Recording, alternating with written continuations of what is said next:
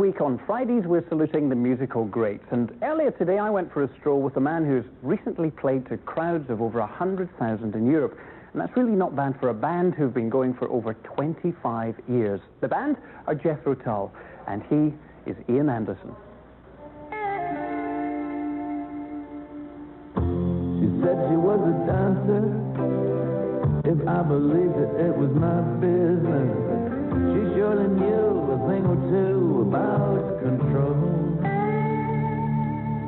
You've been touring basically all around Europe, and I know you ended up in Estonia. That must have been quite wonderful, was it not?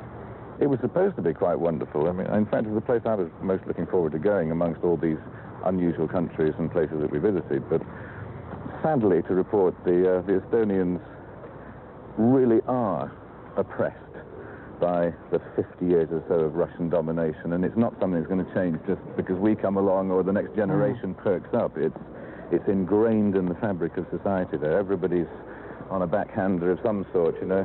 I mean, to be in the only big hotel in town in the company of perhaps 200 fully professional young ladies working all hours of day and night in shift.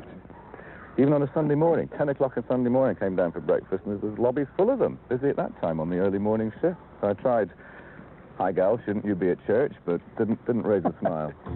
She said she was a dancer. If I believed it was my business. She surely knew a thing or two about control. I set off thinking, no, I'm going to Estonia, not the USSR. I came back thinking I've been to the USSR. Yeah. It was oppressed and depressing.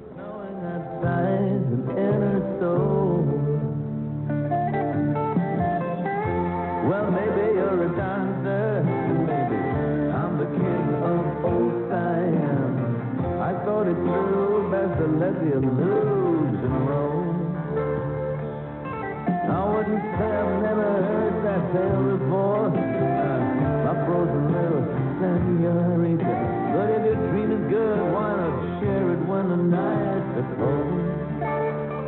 So anyway, all these tours of Europe and beyond to sort of preview a new album, which sees you taking the music back to basics more. You're doing without the kind of technological wizardry, aren't you?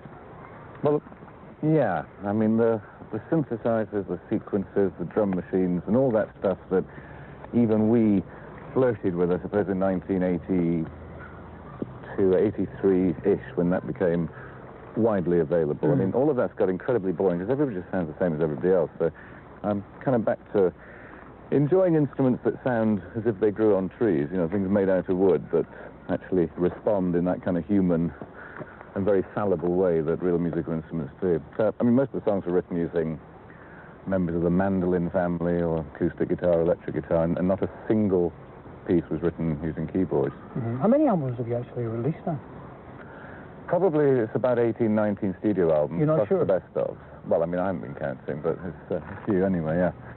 So when you see footage of the earlier days, say the 60s, the kind of living in the past, the Bungle in the Jungle era, stuff like that, do you get embarrassed?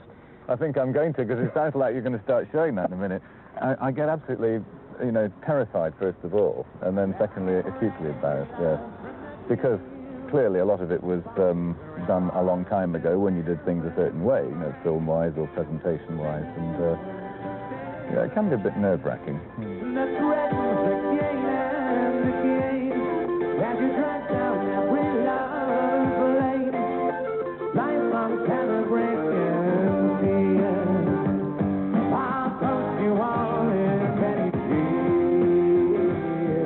Of course, round about those heady days, you were known in the teen press as the men who were going to lead all the young generation astray. Didn't Jackie magazine have, "Would you marry this man"? Well, would you let your daughter marry this man? Oh, yes. Yes, it did have that, and but that was just part of the change then from the kind of pretty-faced teen idols to the ugly guys like me, and I think Peter Green was either in the issue before or after I was in Jackie magazine. You know, we were both the rather spotty, bearded, sort of strange-looking guys. So that was just part of the fun and games of sort of the idea that you didn't necessarily have to be pretty in the conventional sense. But of course, it's all changed again now, you know. You've got to be, I guess, looking like Chesney Hawkes or whatever his name is to get in Jackie magazine today, if indeed it still exists. What do you I make of wouldn't have a modern chance music? anyway. What do I make of modern music? Like the Chesney Hawks. Well, I'm saddened and confused that anyone would willingly and knowingly enter into what must be a terminally short career.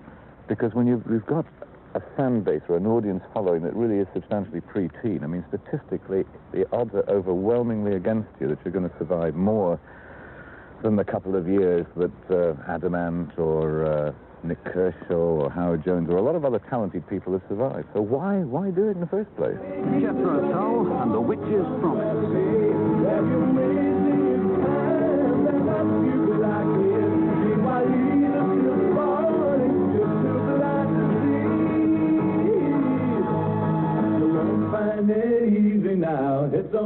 Your songwriting, does it come out of personal experience all the time?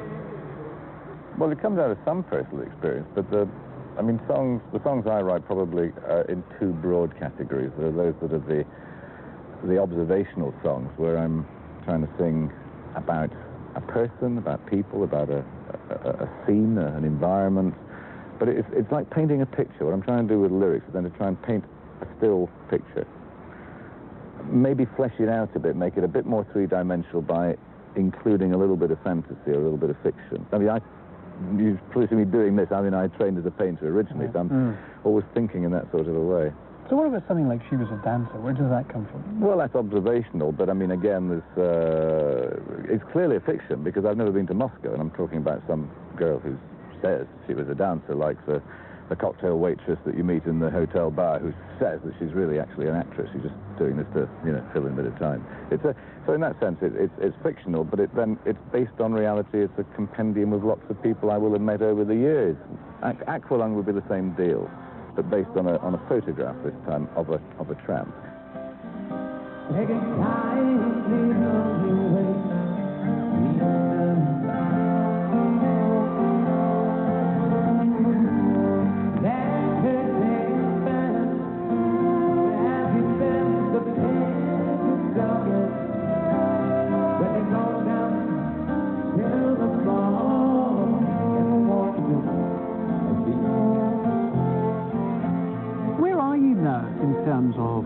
How you structure your day, how you structure your week or year, because you got the rock star thing on one hand, and of course you're sort of Lord of the Manor. You've gone to the good life. You're sort of the absentee landlord, as some people would have you. I mean, where does it all fit in?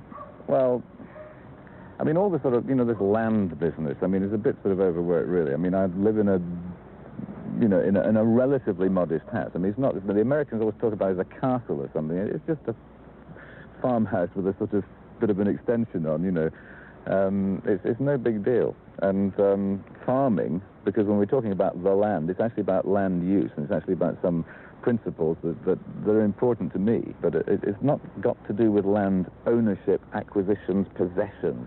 I swear it's not that. And all of that is actually a real pain in the proverbial, because to be seen to be owning a piece of Britain, whether it's Scotland, England, or whatever, is just not a good thing from any point of view. And the old thing about that I and others would say about, well, of course, we're really just custodians of this, is an overworked phrase as well. I would actually rather be an honest-to-goodness farmer and cope with the flack about pesticides, herbicides, intensive farming, and all the rest of it, and find a way through it. However, we're on to lofty and grand subjects. We're on to another program and another topic. Let's drag it back to music and the new album. How happy are you with it?